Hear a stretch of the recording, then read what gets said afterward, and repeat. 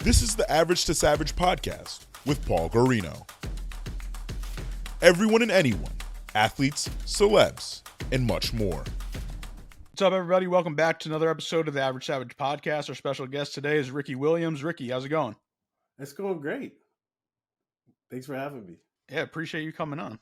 All right, so I know you've been in your big business bag lately. So tell me a little bit about Highsman. Love the name and how it got started. Yeah, so it's funny how it got started. I mean, if I go way back, it got started my senior year in college. And I didn't know it was getting started, but that's where the seeds were planted. And it was the year I won the Highsman Trophy. And we started the season kind of rough. I got banged up. I had a bad quad strain. And, you know, I could have been a first-round pick as a junior. And I was like, why did I come back? You know, I'm hurt.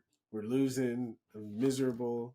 My girlfriend and I broke up. So I just was like in a bad spot. And my friend was a smoker. So he just slid the bong over to me. He was like, dude, just hit this. And I did. And I remember going upstairs to my loft and laying on the bed and just starting to like imagine things getting better. You know? And after that, I had back-to-back 300-yard rushing games with the strain quad, got back in the Highsman race, ended up winning the Highsman Trophy. And that's when it started, because that was the first time I had the experience of there's something positive about this thing that I've been told my whole life is bad. And that was my first real experience of that. But the world wasn't ready for it, you know? And we saw through my trials and tribulations with the NFL and failing drug tests. And as time evolved and the world was finally ready for it, you know, it was after my playing days were over, but I saw an opportunity to make a difference and utilize the ups and downs in the past story to share what I know to be true, but I couldn't talk about before, and now I can. So I launched Highsman because I love cannabis. I love what it's done for me. I'm a connoisseur. I appreciate the quality. And I just want to share that with people. It's helped me deal with very difficult times, and we all go through difficult times. And if we can find ways to get through them and grow and become better people through it, then I think at the end of our days, we feel much better about how we lived our lives. And so it's a passion project. I mean, people talk about doing something to change the world, and all we have to do anything with are our past experiences. And so I think of all my past experiences and what they've taught me about life. And, you know, at this point in my life, I just feel passionate about sharing, telling the stories.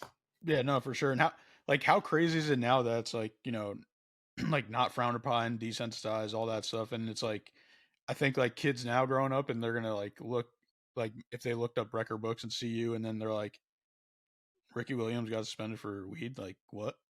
I know. Yeah. It's not gonna make sense, you know. It doesn't make sense right now. Yeah, and we're getting there. But you know, that's the beauty of it, right? We don't get there by it doesn't just happen automatically. It happens because some people decide to take a stand and believe in it and put their energy and their reputation on the line because they believe in something. And right, I think we all have the ability to have something like that in our lives. For me, it just happened to be cannabis related. Yeah, no, yeah, for sure. How do you view the changing landscape of cannabis legalization and the acceptance in professional sports? It's slow, but it's relative, right? Old people, right? They might say it's moving too fast, right? But young people, especially a person who got caught up in the system because of it, you know, it can't happen fast enough. So, but it's moving, you know. And if we're being realistic, we realize that massive changes like this they take time. But I think the more current players, and I had a call earlier with Primitive, which is Rob Sims, who played for the Lions with Calvin Johnson. It's their company in Detroit, and they're going the CBD route to create relationships and partnerships, like with the stadium up in Detroit, and they're bridging that gap. You know, Calvin's a Hall of Famer, so I think, you know, it means a lot when people who've accomplished a lot and who are well respected are willing to put their neck on the line and put their passion into cannabis. And I think when current players start to do that, that's when you're really going to see the league start to make a shift. but current players, because their reputation is so important and the league has so much power over them, it's tricky. But I think there's going to be a brave soul that speaks up openly about it, and I think it's going to be a rallying call for more athletes to be honest about the benefits of cannabis consumption. Yeah, no, for sure. And even two things. I was going to touch on it later, but now they brought Calvin Johnson up, he actually said that you'd likely be a first ballot Hall of Famer if not for the NFL drug policy. And I think last year was technically the first year you were actually on it, even though you were able to be on it in 2017. So, one, how do you feel about that? And two, do you think you should be in the Hall of Fame? you know, if listen, if as times change, how we think of um, what it means to be respected, right?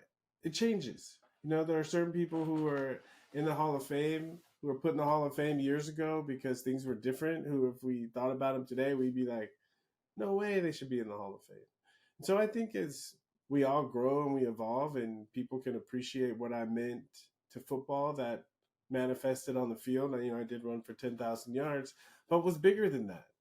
And so I think as an icon or as a symbol who played well enough to justify getting into the Hall of Fame, yeah, I do. I think it'll take some time, but I think it's coming. Yeah. And even as you just said, like it's slowly getting there and fastly getting there for other people. So, for example, another example, I don't know if you've seen it. I'm really into boxing, and Keyshawn Davis, he's a rising boxing star. He actually just got his win taken away because he was fighting in Texas and he got tested positive for smoking a marijuana, and he got his win taken away. And I just thought that was like really stupid.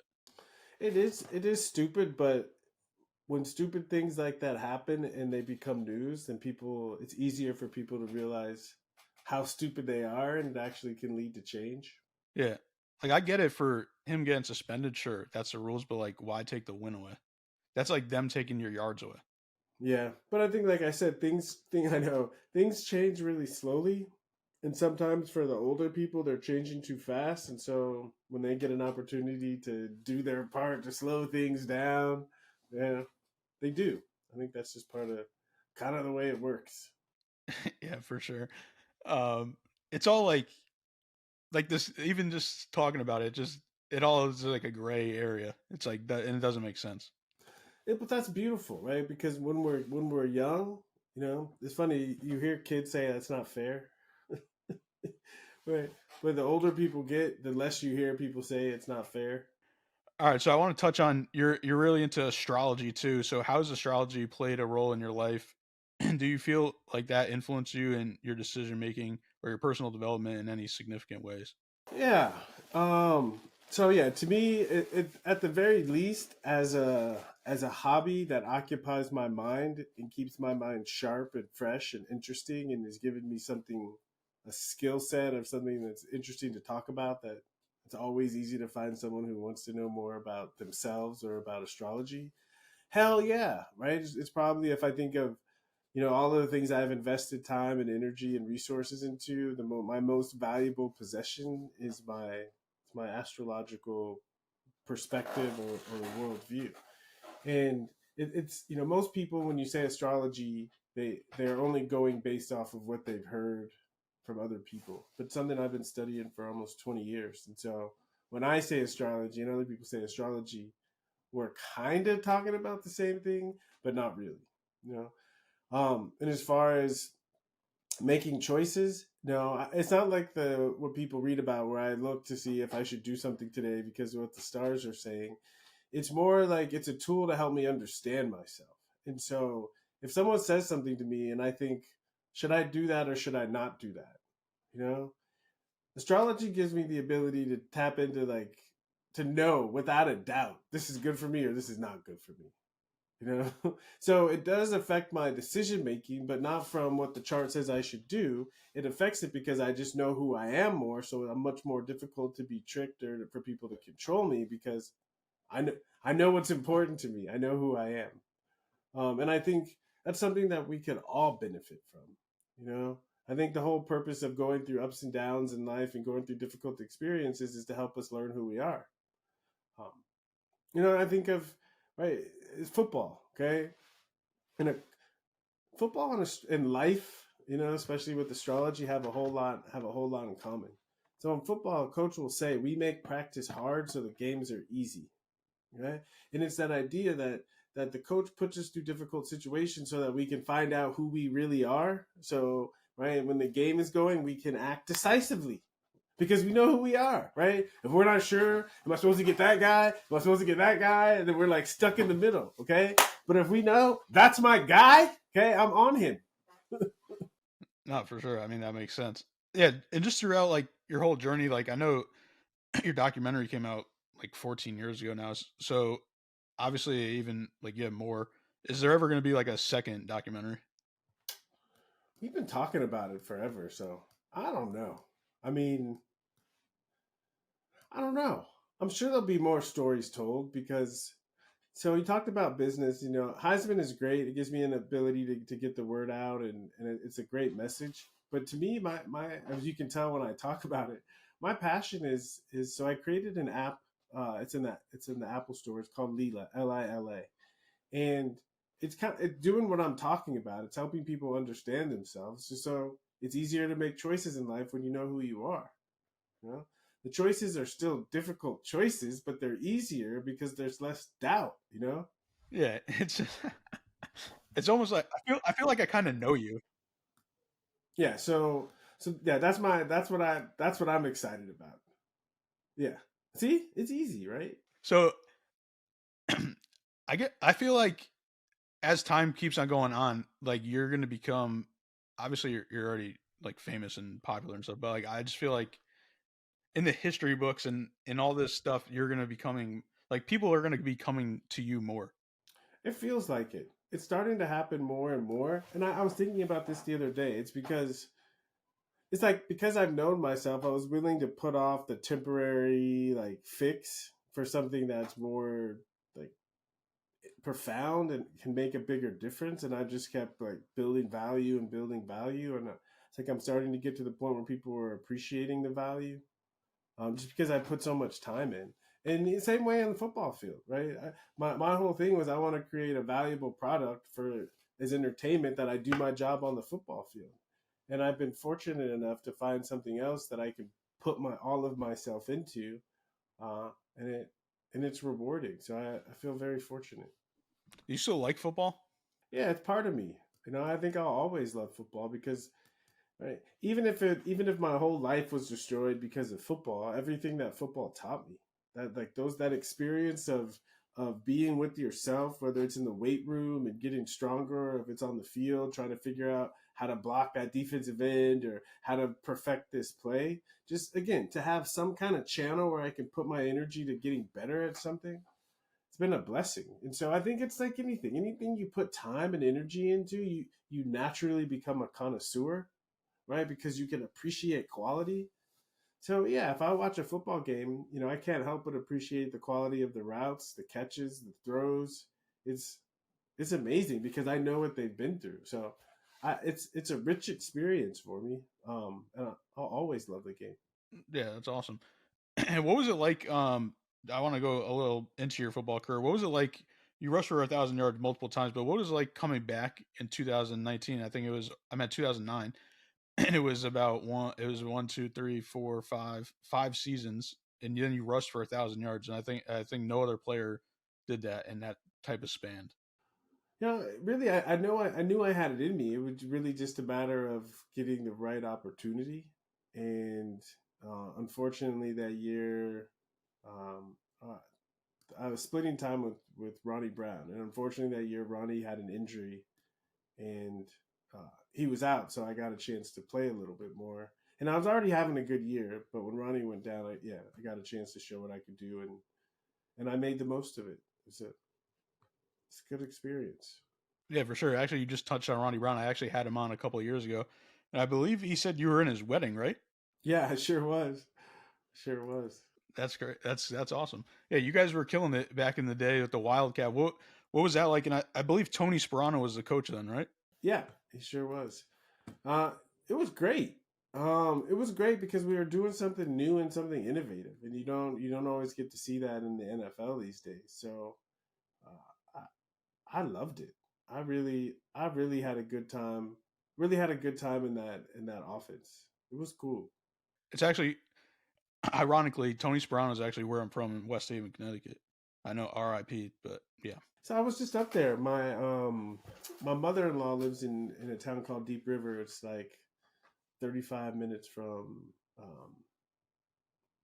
West Haven, about 35 minutes. And I have a good friend of mine from Bridgeport who's actually visiting me right now.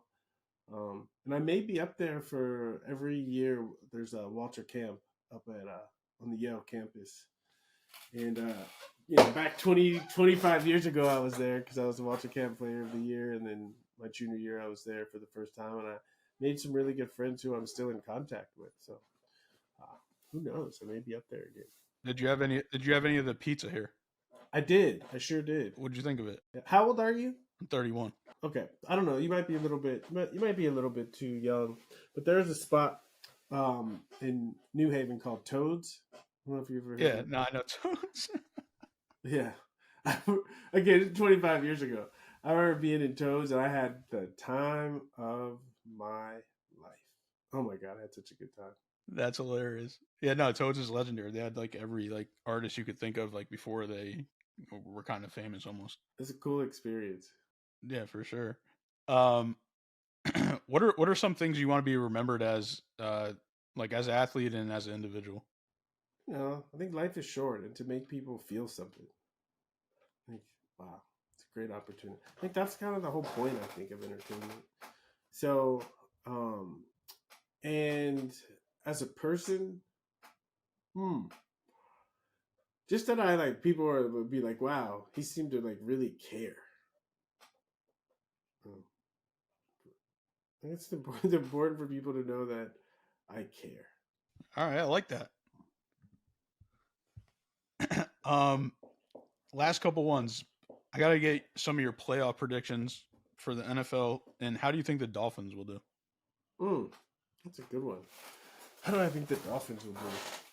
Because I'm a little shaky now after they just got smacked by the Ravens. Everyone though, but that happens though, right? That happens all year, right? The Dolphins, the teams that they're supposed to beat, they spank. Okay, spank. Had a couple tough ones, but most of the tough ones they've lost. But here's how you have to think about it, okay? And this is what I noticed: is a season is a long season. You know, it's a long season, and the teams that play the best in the end of the year are the teams that want to keep playing together. Right, you can have a year where you put up a lot of yards and everyone has a lot of fun, but if you don't want to keep playing together, it was fun and you're ready for it to be over. Yeah. But some guys, right? Because the way you get there is you learn together, you grow together, you figure things out together, and you want that feeling. There's no better feeling than being on a squad, on a team, and everyone is like clicking because we figured things out in the course of the season and we're finally clicking, right? That makes all the aches not hurt, right? It makes you get up in the morning excited to go to work, okay? The teams that have that are the teams that go the furthest, and that has only somewhat to do with the wins and the losses, okay? Obviously, if you're clicking, you're going to be winning more, but again, a team like the Dolphins can have a great year, but if they're not on the upswing, continuing to get better, right? It's not. And so losses, especially when you get spanked like this, it's an opportunity to, right? You're exposed. Okay, do we say, all right, we're exposed, right? Let's cash it in. It's been a fun year. I'm tired, right? Or do you say, hey, let's keep working at this, right? And that you don't know, right? We can't go inside of each individual player's heart. We can't go inside of the team's heart. We don't have that ability. Yeah, for sure. So, Super Bowl prediction? The Niners look so good, huh? Yeah. Yeah, it's hard to bet against the Niners right now. The Ravens, too, one of your former teams. Oh, Ravens look great. Yeah, good call. that's an example, right? Ravens are always good, but right, they have these dip, but they keep getting better, right? They're playing such good football right now.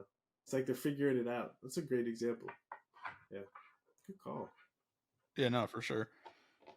um, Michigan or Washington? I like Washington.